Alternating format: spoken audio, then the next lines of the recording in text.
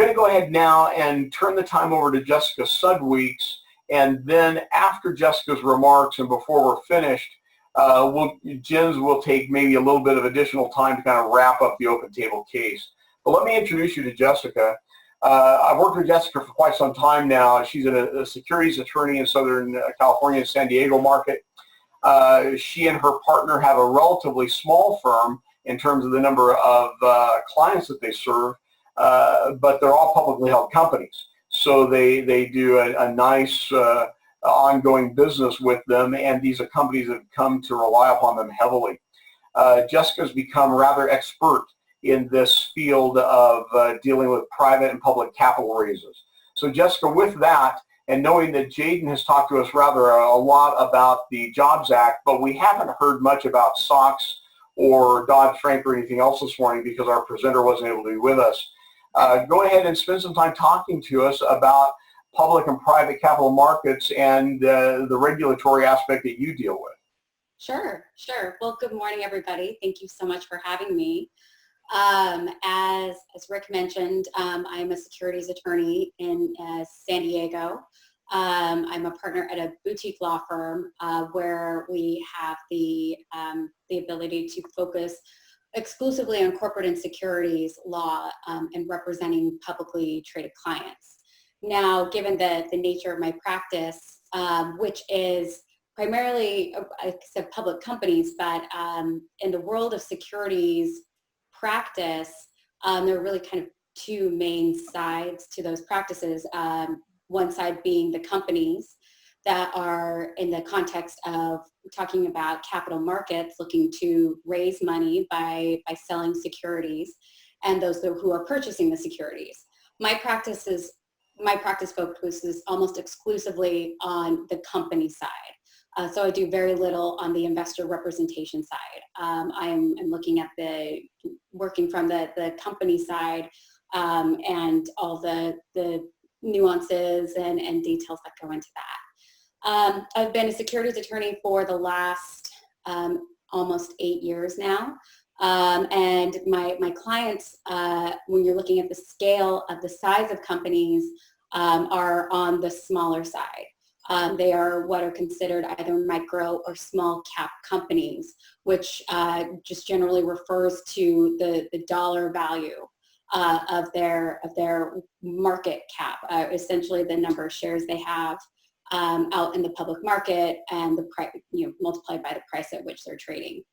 So my clients are on the smaller side, but I think being the smaller size of that range of public companies, it puts me in a position where as counsel, I am dipping into that kind of in between of big public capital raises and also some that touch on things that look a little bit more like smaller private market capital raises as well.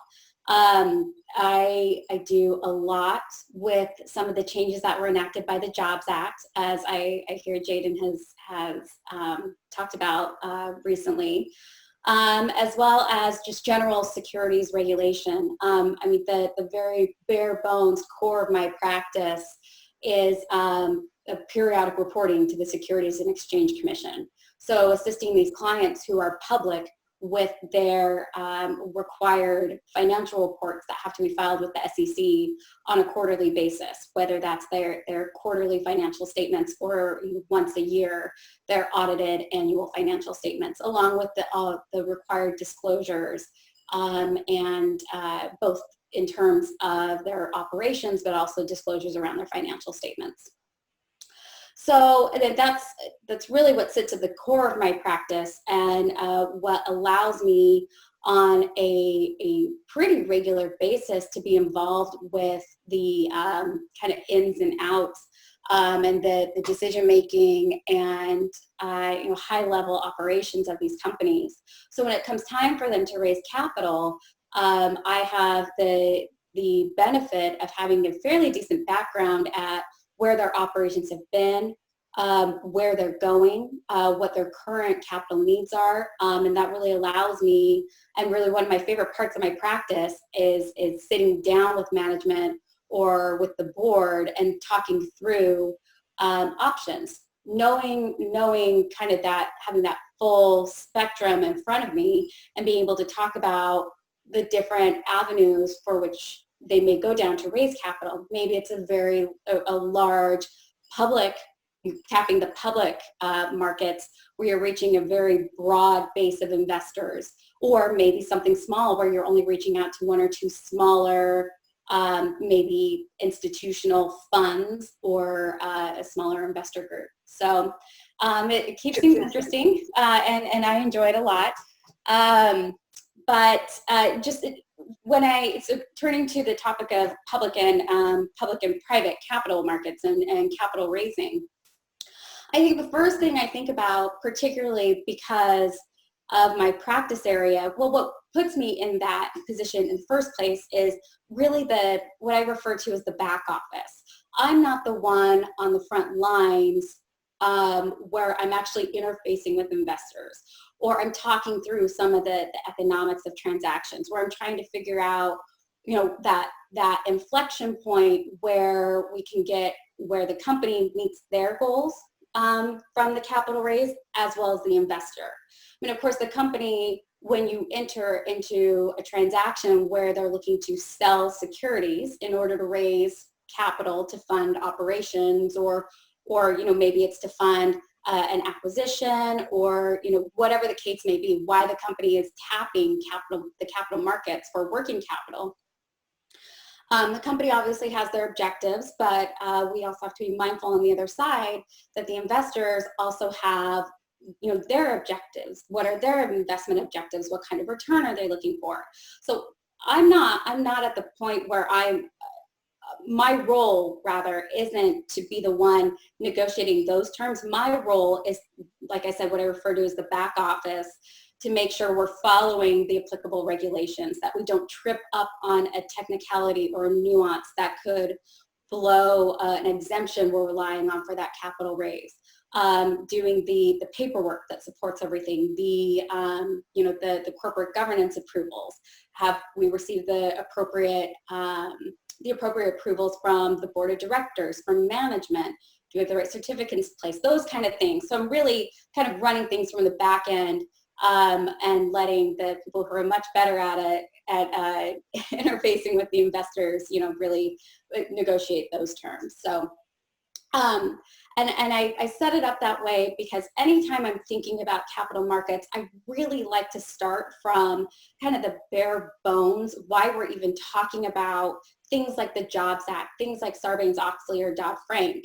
And I think it really helps frame the discussion when you have an idea of what the goal of all these regulations is.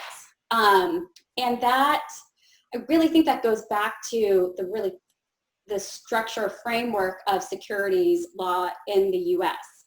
And maybe generally, but I'm a U.S. attorney, so that's where I start from. And that is to provide investors with adequate information to make a decision about investing in a company, to take a piece of ownership in a company by buying securities. And where securities regulations in the U.S., starting from that point, it really falls into one or two buckets. And the two buckets correlate with the two main pieces of legislation or statutes that I deal with. One being the Securities Act of 1933, and the second being the Securities Exchange Act of 1934. And without jumping into too much detail on that, essentially what the Securities Act of 1933 says is that if you are going to transact, and I'm speaking very, very general terms, obviously it's a very, very detailed piece of legislation that has been amended several times over the years. But essentially what the Securities Act of 1933, or the 33 Act, as we refer to it, says is that if you're going to companies, if you're going to sell securities, those securities either need to be registered with the Securities and Exchange Commission as the administrative agency responsible for overseeing this regulatory activity, or fit one of these pre-prescribed exemptions from regulation.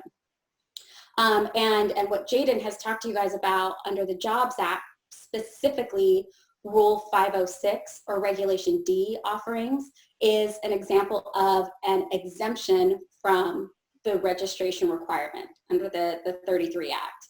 And an example of a transaction that is registered, not relying on an exemption, is an IPO. So when a company does an IPO, they're going through what we refer to as the full registration process with the SEC, not relying on any exemptions, but that is a very expensive process and a very time-consuming process. So when a company wants to do something a little bit more limited and access capital more quickly, we look at one of these exemptions.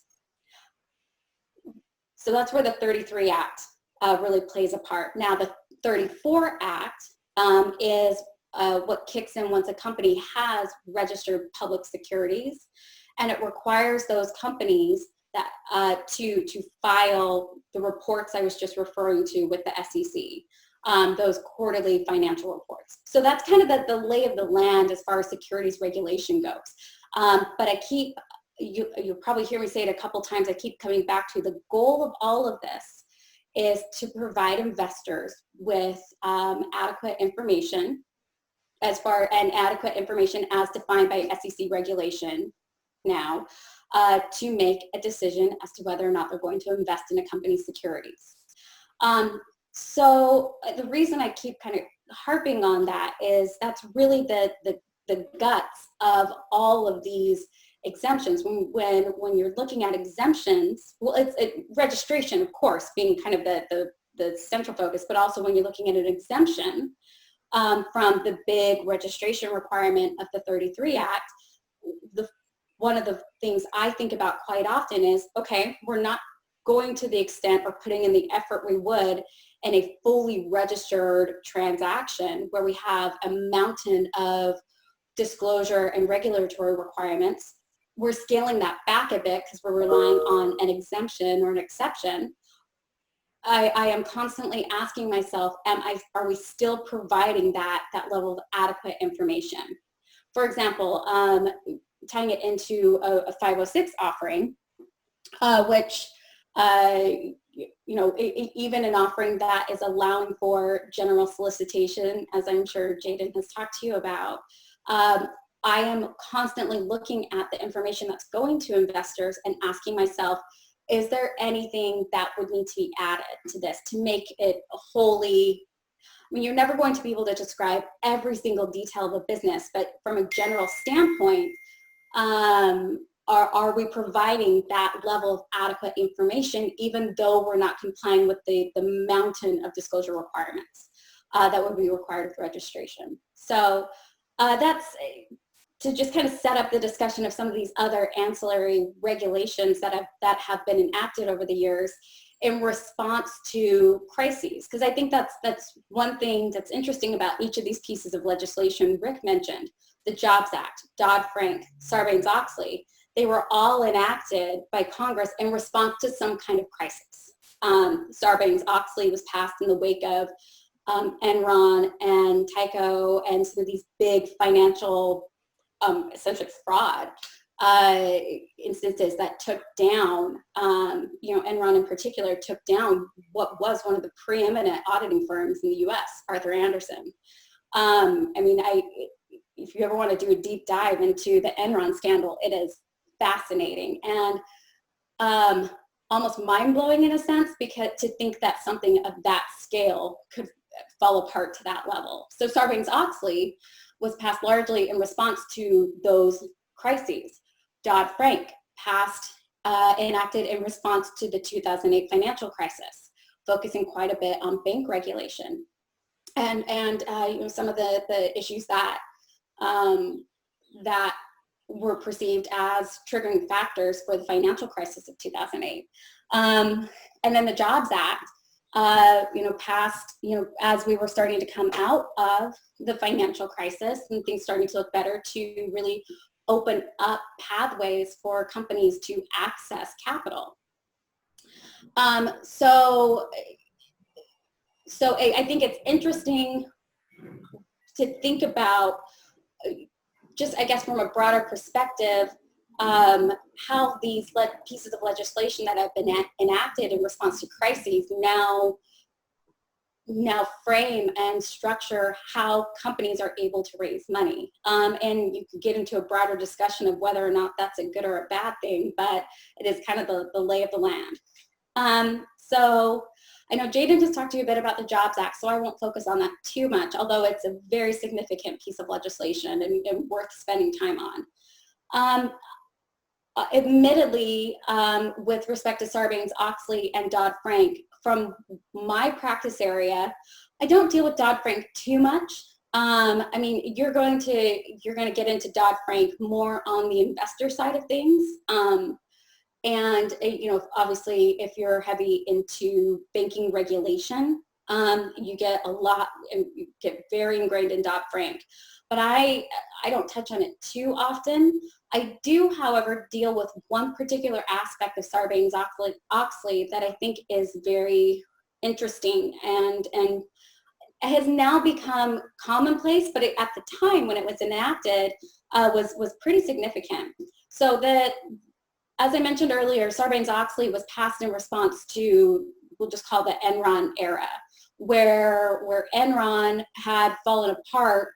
Well, it was discovered that Enron was engaged in some massive levels of accounting fraud.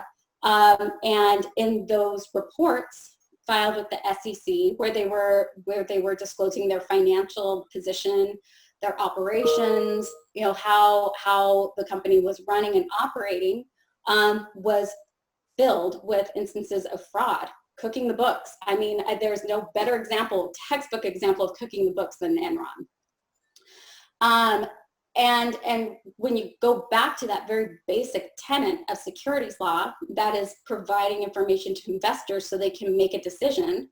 Well, if the information you're providing to investors is fraudulent, I mean, what more basic violation do you have than that? So Sarbanes-Oxley stepped in to really regulate the relationship between, again, in a very general sense, the relationship between a company and their accounting firm, because the scandals that had happened were so focused, you know, accounting driven and accounting fraud. Sarbanes-Oxley stepped in to really up the ante with respect to that relationship. And now, admittedly, my practice, when I started practicing securities, I started practicing in a post-Sarbanes-Oxley era. So I was not active pre-Sarbanes-Oxley. So really I only know things post-Sarbanes-Oxley. But, you know, from war stories I've heard from other attorneys and accountants, just the relationship between a company and a public auditing firm, which as a public company, you're required to engage and review your quarterly financial statements, conduct your annual audit. And those accounting firms are highly regulated, not by the SEC, although the SEC certainly oversees that regulation, but the PCAOB, the Public Company Accounting Oversight Board. And there's extensive rules and regulations surrounding what public auditing firms can and cannot do, how they handle client information, separation of information and duties, keeping a lot of rules focused on the independence of a public accounting firm as it relates to their relationship with their clients, that a lot of which are the result of Sarbanes-Oxley. But I think that the biggest aspect of Sarbanes-Oxley I deal with is are two attachments that accompany every single financial report filed with the SEC, that my clients or any public company files with the SEC. And we'll refer to them as the Sarbanes-Oxley certifications. And they are signed by the company's CEO and the company's chief financial officer, that attest to the accuracy of the information presented in the financial statements in that report under a statute that provides for criminal liability if they are fraudulent, if they are lying, if they're signing those reports in error. Now, again, you know, may not seem like a big deal, but prior to Sarbanes-Oxley, there was no there was no ongoing active steps management of these public companies were taking that could expose them to criminal liability, jail time, fines, so on and so forth, if those financial statements were fraudulent.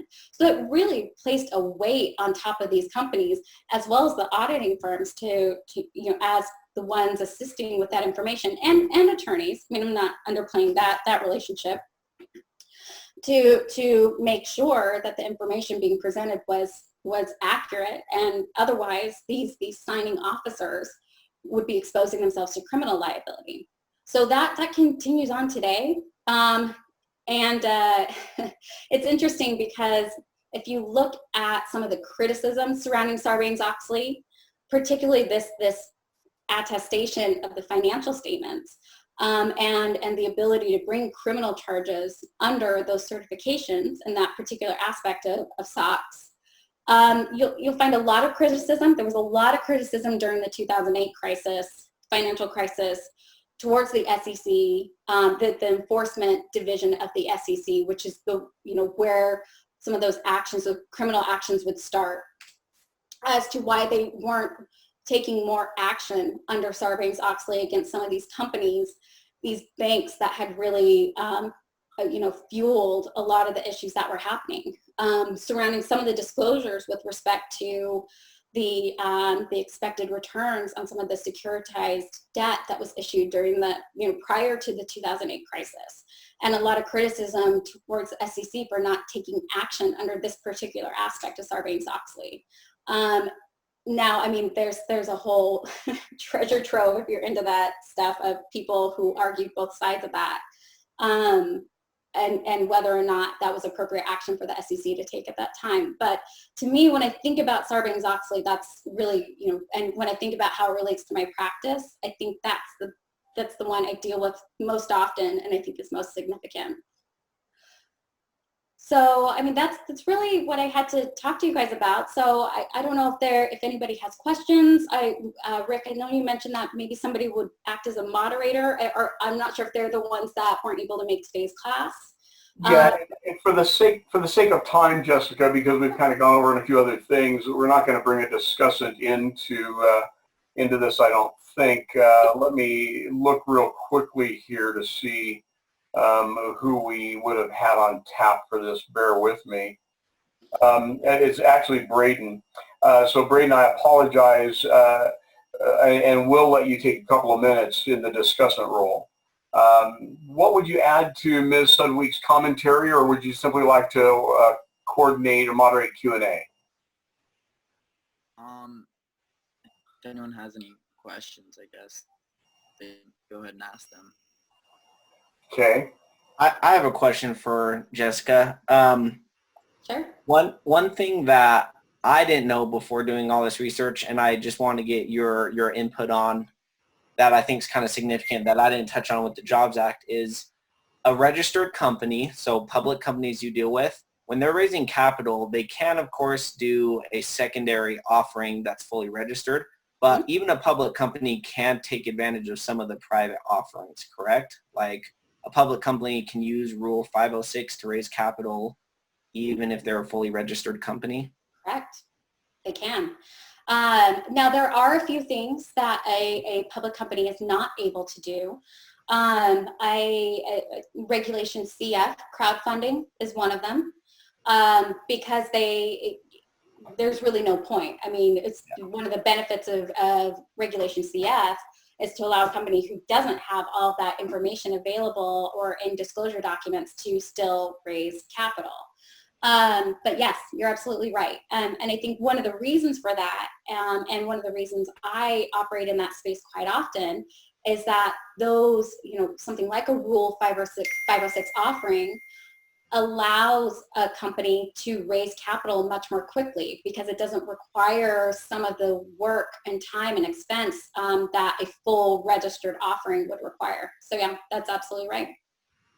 And just a follow-up to that real quick, of what you do, when you're helping with capital raises and the small public companies you deal with, how often are you doing an exempt offering compared to a registered offering? It really depends on what the market is dictating. It's interesting to watch the flow of transactions, because they really do. When one company is doing a certain kind of transaction, I can almost expect that I'm going to get a few more phone calls of companies doing something similar. There really is kind of a rhythm to these transactions. So I would say there was a point, I would say 2012, 13, 14, where I was probably doing more exempt offerings than registered offerings. However, within the last couple years, I think there was a lot more appetite for certain kinds of follow-on offerings or secondary registered offerings like you were talking about. So I did quite a few of those. Lately, I'm hearing more and more about exempt offerings or discussions about exempt offerings. I think, again, because there is a desire for, if a company is able to raise capital, finding investors who are willing to invest in the current, given the current state of things, that it happen quickly without the burdens of a full registered offering. So it really is whatever the market dictates, and that can be a very funny thing. Any other questions that you guys would have? I have a question.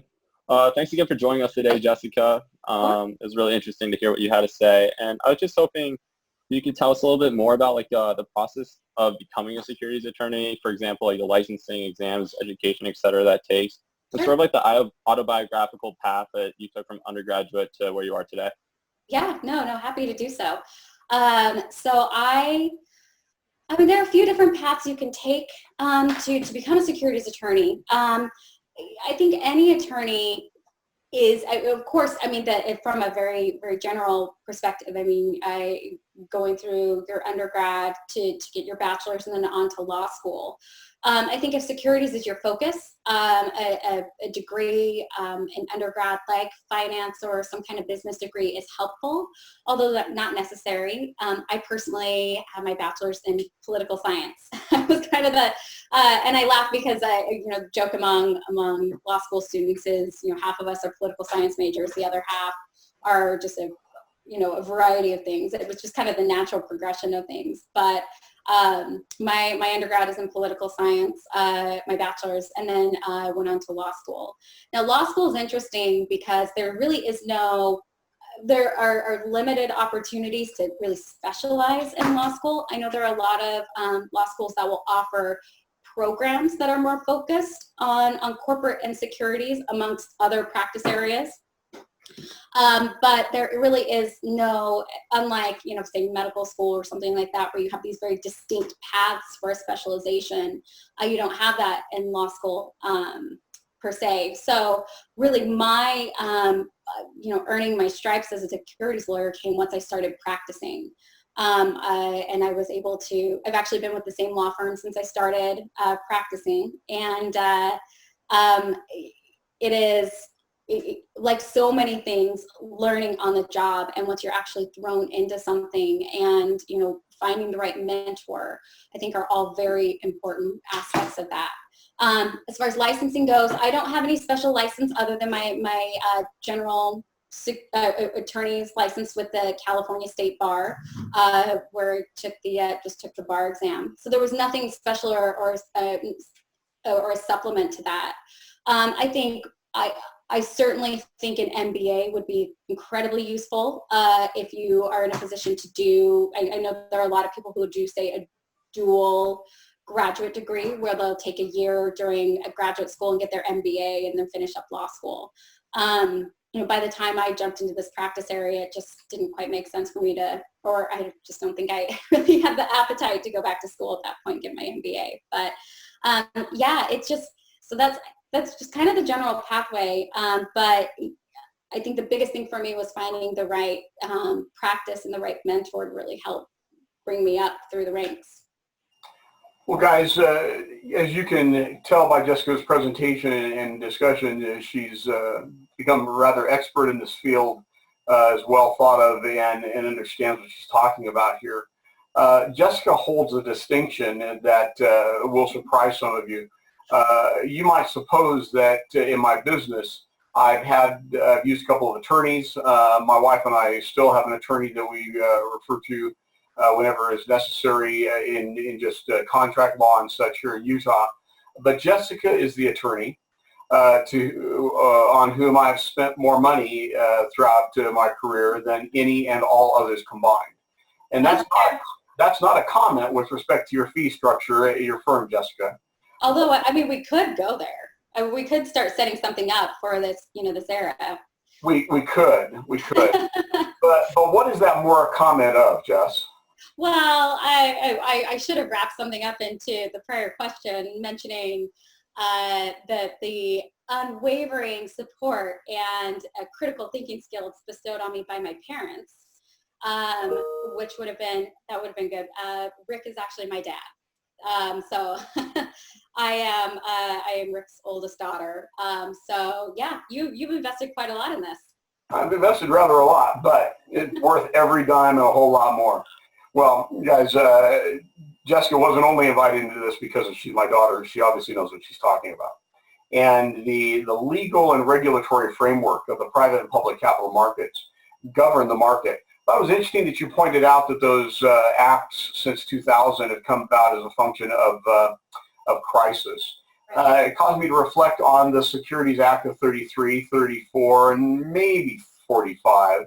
Arguably came about as a function of crisis that we call the Depression, right? Absolutely. Yeah.